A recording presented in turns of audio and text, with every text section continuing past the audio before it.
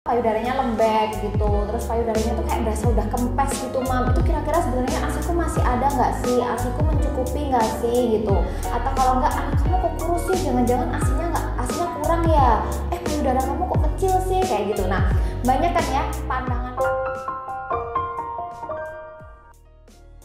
Halo mami semuanya, apa kabar? Semoga semuanya tetap selalu dalam lindungan Tuhan, dalam kondisi yang fit, ASI yang lancar, ASI yang berkualitas. Sering ya kadang ya kalau kita dengar-dengar kayak ASInya tuh payudaranya lembek gitu, terus payudaranya tuh kayak berasa udah kempes gitu mam. Itu kira-kira sebenarnya ASIku masih ada nggak sih, ASIku mencukupi nggak sih gitu. Anakmu nangis terus, nah itu karena payudaramu lembek, nggak ada isinya.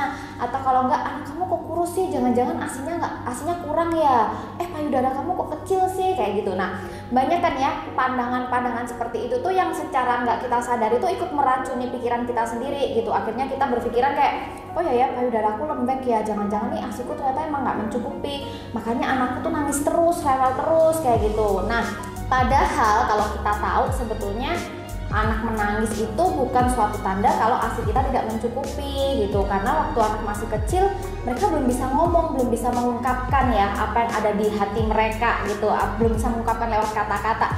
Jadi ya mau nggak mau mereka pasti bahasanya dengan menangis. Popoknya penuh, mereka nggak nyaman, mereka nangis. Mungkin perutnya kerasa kembung, begah, mereka nangis. Hawanya panas banget nih, kepanasan, nangis ya. Lapar juga nangis, perutnya mau nangis. Jadi tuh pasti alarmnya itu ya tangisan itu tadi gitu. Nah maka di sini kita harusnya tuh ngerti, lebih paham ya sebetulnya apakah benar kalau payudara lembek itu berarti ASInya nggak ada, ASInya habis. Dan apakah benar kalau misalnya payudara kita kecil juga terus berarti ASInya tuh nggak bisa mencukupi anak kita. Nah yang pertama kita harus tahu dulu nih prinsip ASI itu apa sih sebenarnya. Kita pasti udah sering banget denger ya kalau ASI itu ya supply by demand. Jadi bukan ditentukan dari ukuran payudara, bukan ditentukan dari payudara kita tuh kenceng-kenceng atau lembek, bukan. Tapi seberapa sering kita nyusuin anak kita, ya sesering itu juga ASI itu akan diberikan oleh tubuh kita. Nah terus kok bisa mam ada yang payudaranya lembek, itu gimana? Sebetulnya payudara yang lembek itu arti yang bagus. Kok bisa? Kenapa? Karena ketika payudara tidak disusui oleh si kecil, ya kita pasti ngerasain ya awal-awal nyusuin anak, umur kira-kira kayak anak baru lahir awal-awal itu kan produksi ASI belum stabil. Biasanya 3 bulan pertama tuh produksi ASI belum stabil kan. Jadi tubuh itu masih belum ngerti, masih belum terlalu bisa membaca kebutuhan anak kita, kan masih menyesuaikan kebutuhan anak, masih tubuh ibaratnya tuh masih proses penyesuaian gitu. Makanya kadang kita sering rasa payudara kita tiba-tiba penuh, terus tiba-tiba habis disuit anak rasa lembek, udah rasa enakan gitu kan ya, lembut, lebih lembut. Nanti anak tidur tapi payudara kita penuh lagi. Nah itu karena tubuh masih belum penyesuaian gitu. Nah padahal yang kayak kita ketahui sebetulnya ya, ketika anak kita nenen gitu ya, neneknya maksimal, pelekatannya bener kayak gitu ya, payudara yang kenceng tadi itu akan melunak, akan jadi lembek. Itu tandanya apa? Tandanya formmilk dan hand milk, tandanya anak kita tuh dapet semuanya gitu ya. Jadi pengosongannya itu sebelumnya maksimal. Justru dengan pengosongan yang maksimal itu juga akan mengurangi dari radang, apalagi sampai penyumbatan seperti itu. Justru mami-mami tuh harusnya lebih aware kalau payudara kita itu setelah dinenen anak tapi kok masih penuh, setelah dinenen anak kok masih ada gerinjil-gerinjilnya. Nah berarti itu pengosongannya nggak maksimal. Kalau anak udah nenen sampai kenyang, payudara lembek, itu berarti pengosongan maksimal. Dan kabar baiknya adalah anak nenen sampai hand milk-nya, sampai dapat lemaknya.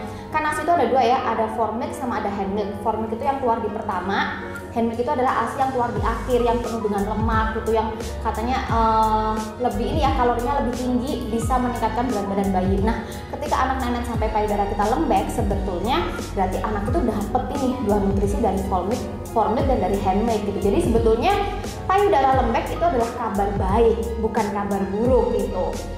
Dan lagi kalau semisal payudara kita lembek terus anak nangis, ini misal ya kita udah nyusuin anak sampai payudara lembek terus anak nangis minta lagi, masih bisa nggak sih mam kita nyusuin? Nah ini yang harus mami-mami selalu ingat, selama terus ada permintaan akan selalu ada supply, dan ASI di payudara kita itu tidak akan pernah kosong, akan selalu ada stoknya. Jadi nggak usah takut, walaupun misal payudara kita lagi lembek, anak lapar, udah dinenenin aja. Jangan terus kepikiran macem-macem, asiku nggak mencukupi, asiku gini-gini, jangan. Pokok terus dinenenin aja. Yakin aja, selama ada permintaan pasti ada suplainya. Nah, terus untuk meyakinkan gimana sih supaya kita makin percaya diri ya, makin yakin kalau memang payudara yang lembek itu tetap bisa memenuhi kebutuhan si kecil. Kita bisa cek, contohnya nih dari buang air besar si kecil. Minimal sehari 1 kali, tapi kalau anak ASI biasanya nggak BAB sampai 1 minggu, itu masih normal. Terus dari buang air kecilnya juga minimal 6 kali ya Mam ya. Terus habis itu otomatis kalau anak ASInya tercukupin, dia pasti bangun tidurnya ceria, tidurnya nyenyak ya, karena terpenuhin kan, tidur nyenyak, bangun tidur ceria, badan segar seperti itu. Dan yang terakhir, berat badannya pasti meningkat dengan baik. Nah, berat badan ini juga bukan dilihat berdasarkan anak gendut ya. Jadi nggak harus diartikan anak yang gendut itu berarti anak yang sehat. Tapi kita bisa selalu cek dari grafik. Setiap bulan kan mungkin kondisi seperti ini kita nggak bisa kontrol ke dokter, tapi kita bisa download aplikasi yang namanya Primaku. Di situ kita bisa plot sendiri nih, berat badan anak kita berapa, tinggi badannya berapa, panjangnya ya, panjang anak kita berapa, lalu lingkar kepalanya berapa. Nah, nanti akan keluar grafik secara otomatis yang bisa kita pantau. Oh, ternyata grafiknya meningkat. Jadi jangan cuma dilihat dari fisiknya, tapi selalu fokus pada hasil yang ada di grafik. Seperti itu, Mam. Nah, jadi itu tadi sebetulnya sharingnya, singkat, padat, dan semoga jelas ya. Nggak perlu dikhawatirkan lagi mengenai payudara yang lembek, nggak perlu dikhawatirkan lagi omongan-omongan sekitar. Yang terpenting, mami-mami harus selalu yakin, harus selalu percaya diri bahwa kita ini bisa, kita ini mampu.